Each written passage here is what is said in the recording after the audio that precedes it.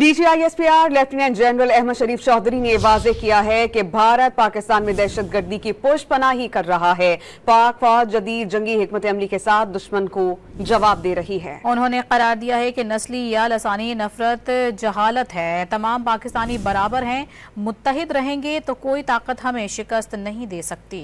DGISPR lieutenant general Ahmad शरीफ चौधरी ने कराची में मुख्तलिफ मज़ाहिब और समाजी हलकों से खुसूसी मुलाकात की और तबादला ख्याल किया। DGISPR ने वाज़ेह किया कि जहाद का ऐलान सिर्फ रियासत कर सकती है, किसी फर्द या गिरोह को यह इख्तियार हासिल नहीं। उन्होंने बावर करवाया कि पाकिस्तान में तमाम मज़ाहिब के मानने वाले बराबर के शहरी हैं और उन्हें आईनी तौर पर मुकम्मल हुकूक हासिल हैं। कौमी इत्तेहाद, बराबरी और हम आहंगी से ही कायम रहता है। मुख्तलिफ मज़ाहिब से ताल्लुक़ रखने वाले अफराद और समाजी हलकों ने DGISPR का वालेहाना खैर मकदम किया और उनसे भरपूर इजहार यकजहती किया।